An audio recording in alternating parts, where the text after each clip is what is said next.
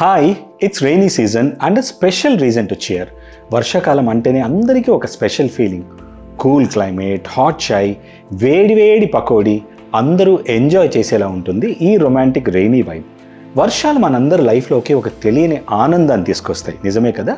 ఈ సీజన్లో while we enjoy the rains, ఒక అన్ఇన్వైటెడ్ గెస్ట్ మన ఇంట్లోకి సైలెంట్గా వస్తుంది అండ్ తనతో పాటు vector borne diseases like dengue and malaria కూడా తీసుకొస్తుంది. And that's mosquito. Yes, rainy season and తర్వాత వచ్చే ఫ్యూ మంత్స్లో చాలా ఎక్కువ cases of dengue and malaria hospitalisations ప్రతి సంవత్సరం చూసే కామన్ ట్రెండ్. అయితే గత కొన్ని సంవత్సరాలుగా health insurance companies dengue hospitalisation క్లెయిమ్స్ని ఎక్స్పెక్ట్ చేసినంత ఈజీగా సెటిల్ చేయట్లేదు. So the big questions are, dengue hospitalisation claims ప్రాసెసింగ్లో ఇన్సూరెన్స్ కంపెనీస్ ఫేస్ చేస్తున్న ప్రాబ్లమ్స్ ఏంటి? హాస్పిటల్స్ హెల్త్ ఇన్సూరెన్స్ పాలసీ ఉందన్న ఒకే ఒక్క కారణంతో నిజంగా హాస్పిటలైజేషన్ అవసరం లేని పేషెంట్స్ని కూడా కావాలని అడ్మిట్ చేస్తున్నారా? అసలు డెంగీ ఫీవర్ డిటెక్ట్ అయిన తర్వాత ఏ స్టేజ్లో ఒక పేషెంట్ని హాస్పిటల్లో అడ్మిట్ చేయాలనే మెడికల్ ఆర్ నేషనల్ గైడ్లైన్స్ ఏమైనా ఉన్నాయా? And finally, as policy holder మీకు ఇలాంటి సిచ్యువేషన్ ఎదురైతే తీసుకోవాల్సిన కొన్ని జాగ్రత్తలు ఏంటి? ఈ క్వశ్చన్స్ అన్నింటికీ మీకు ఈ వీడియోలో ఖచ్చితమైన ఆన్సర్స్ దొరుకుతాయి. So let's get in to the details. But before that, ఒక చిన్న ఫన్ ఫ్యాక్ట్. డెంగీ ఫీవర్కి కారణమైన మస్కిటోని ఎయిడీస్ ఎజిప్టి అంటారు. ఈ మస్కిటో కేవలం 2 to 3 వీక్స్ మాత్రమే బ్రతికుంటుంది and that's its maximum life span. యావరేజ్గా ఈ మస్కిటో 200 మీటర్స్ నుండి 400 మీటర్స్ డిస్టెన్స్ మాత్రమే ట్రావెల్ చేయగలుగుతుంది. అంటే ఈ మస్కిటో చాలా చిన్న ఏరియాలో మాత్రమే జీవించగలదు. మోరోవర్, ఈ దోమ మురికి కాలువల్లో లేదా డర్టీ సరౌండింగ్స్లో పెరగదు. క్లీన్ వాటర్ ప్రిఫర్ చేసే వెరీ హైజీనిక్ మస్కిటో. మీరు డెంగీ ఫీవర్ బారిన పడకుండా ఉండాలంటే మీ చుట్టుపక్కల ఏరియాలో వాటర్ నిల్వ లేకుండా ఉంచుకుంటే చాలు. ముఖ్యంగా మీ ఇంట్లో air cooler or flower pots or లేదా ఫ్రిడ్జ్ వెనకాల వాటర్ అక్యూములేట్ అవ్వకుండా జాగ్రత్త పడాలి. ప్లస్ మీ కమ్యూనిటీలో ఇలాంటి స్పాట్స్ ఐడెంటిఫై చేసి కొన్ని ప్రికాషన్స్ తీసుకుంటే ఎయిడీస్ ఎజిప్టి మస్కిటో నుండి మీరు మీ పిల్లలు సేఫ్గా ఉండొచ్చని గుర్తుంచుకోండి. Now coming back to the topic. ఈ ఇష్యూ ఇంటెన్సిటీ మీకు అర్థం అవ్వాలంటే మీ స్క్రీన్పై కనిపించే కొన్ని న్యూస్ ఆర్టికల్స్ చూడండి. సరైన ఇన్సూరెన్స్ కవరేజ్ తీసుకున్నప్పటికీ కూడా పాలసీ హోల్డర్స్కి ఇలాంటి క్లెయిమ్స్ విషయంలో చేదు అనుభవాలు ఎదురైన రియల్ లైఫ్ సినారియోస్ ఈ న్యూస్ ఆర్టికల్స్లో ఎక్స్ప్లెయిన్ చేశారు. But what exactly is the root cause for this problem? ప్రతి ఏటా ఇన్సూరెన్స్ కంపెనీస్ రిసీవ్ చేసుకునే క్లెయిమ్స్లో దాదాపుగా 1/3, అంటే for every 100 claims 33 claims seasonal infectious డిసీజ్కి సంబంధించినవి కాగా, అందులోనూ మరీ ముఖ్యంగా July to October vector borne diseases like dengue and malaria claims ఎక్కువగా రిజిస్టర్ అవుతూ ఉంటాయి. సాధారణంగా ఒక హాస్పిటల్ నుండి ఇన్సూరెన్స్ కంపెనీకి క్లెయిమ్ అప్రూవల్ రిక్వెస్ట్ వచ్చినప్పుడు అన్నిటికంటే ముఖ్యంగా ఇన్సూరెన్స్ కంపెనీస్ పరిశీలించే 2 most important aspects: 1 need for hospitalisation and 2 active line of treatment. ఈ రెండింటినీ మీరు అర్థం చేసుకోగలిగితే అసలు హెల్త్ ఇన్సూరెన్స్ ప్లాన్స్ ఎలా వర్క్ అవుతాయి and as a policy holder మీ పాలసీ నుండి ఏ మేరకు క్లెయిమ్ సపోర్ట్ ఎక్స్పెక్ట్ చేయొచ్చు అనే విషయాన్ని ఈజీగా అండర్స్టాండ్ చేసుకోవచ్చు.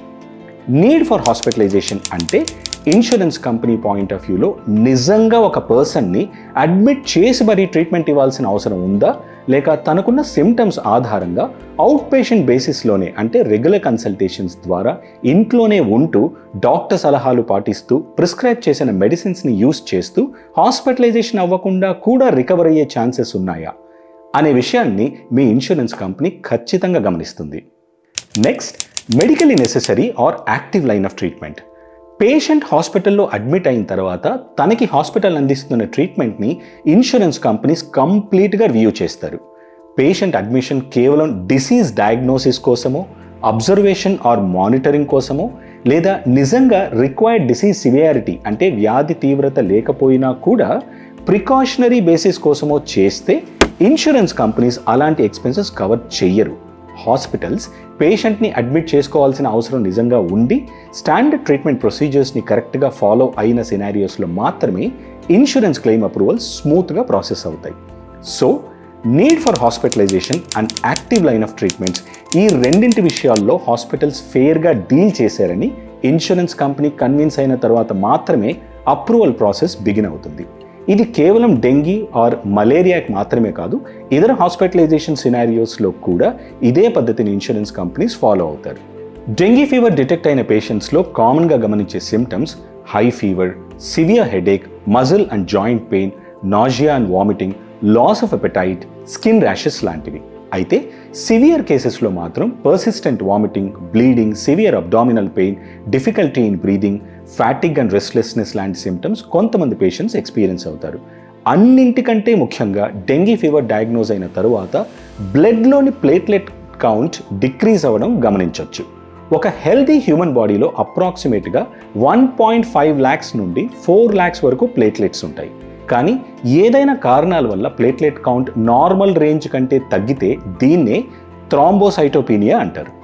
సో పేషెంట్స్ డెంగీ లక్షణాలతో హాస్పిటల్ని అప్రోచ్ అవ్వగానే ప్లేట్లెట్ కౌంట్ 1.5 lakhs కంటే తగ్గిందన్న ఒకే ఒక్క కారణంతో మిగిలిన సిమ్టమ్స్ సివియర్గా లేకపోయినా కూడా కొన్ని హాస్పిటల్స్ పేషెంట్స్ని వెంటనే అడ్మిట్ చేసుకోవడంతో ఈ ప్రాబ్లం స్టార్ట్ అవుతోంది.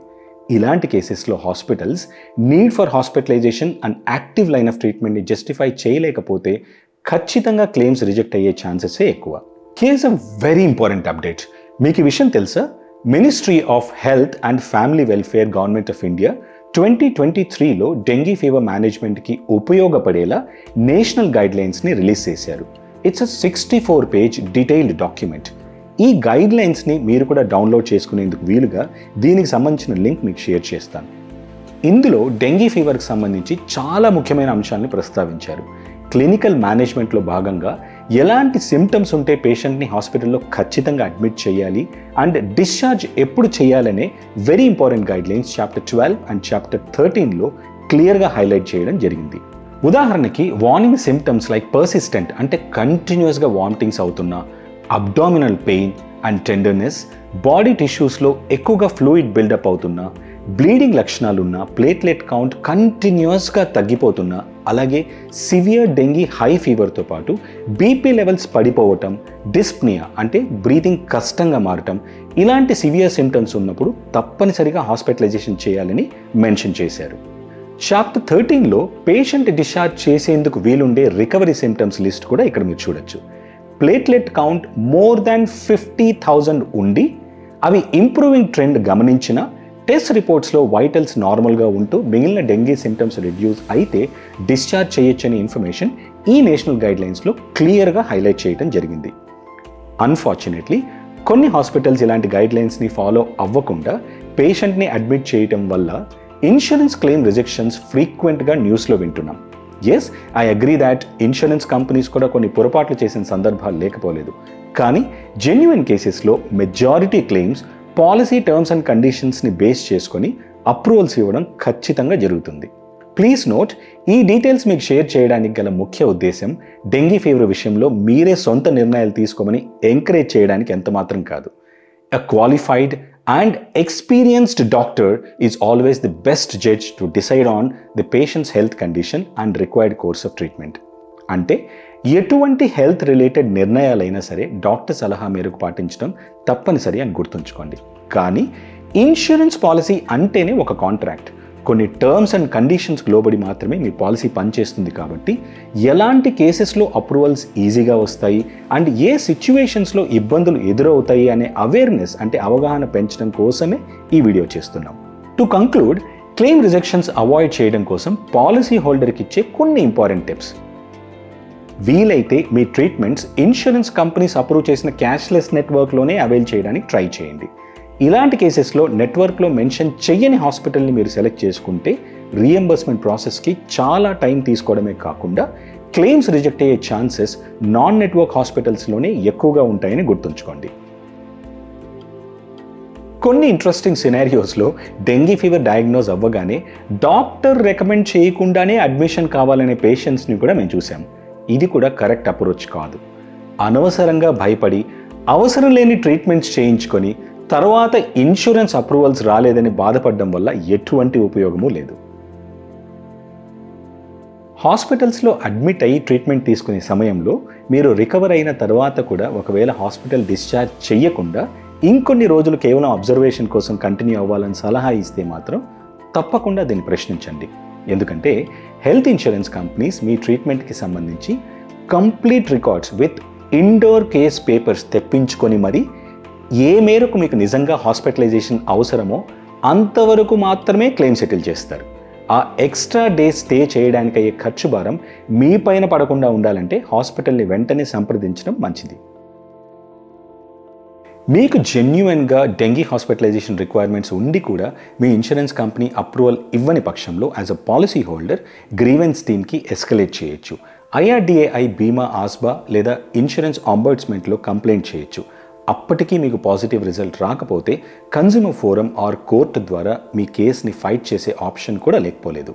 ఇలాంటి కేసెస్ విషయంలో ఒక experienced and professional insurance adviser మీకు చాలా హెల్ప్ అవుతారు. కాబట్టి ఇన్సూరెన్స్ డెసిషన్స్ కోసం ఎక్స్పర్ట్ అడ్వైస్ తీసుకోవడం మర్చిపోకూడదు. ఈ ఛానల్ ద్వారా కాంప్లికేటెడ్ ఇన్సూరెన్స్ విషయాల్ని సులభంగా అందరికీ అర్థమయ్యేలా చెప్పడమే మా ప్రధాన ఉద్దేశం. మీకు మా వీడియో నచ్చినట్లయితే ఇలాంటి ఇంపార్టెంట్ విషయాల్ని 10 మందితో షేర్ చేసుకోండి. ఇంకా మా ఛానల్ని సబ్స్క్రైబ్ చేయడం మర్చిపోకండి. ఈ రెయినీ సీజన్లో జాగ్రత్తగా ఉండండి, మస్కిటోస్ని ప్రివెంట్ చేయండి అండ్ స్టే హెల్దీ. నెక్స్ట్ వీడియోలో ఇంకొక ఇంట్రెస్టింగ్ టాపిక్తో మళ్ళీ కలుద్దాం. Until then, signing off, me, Satish.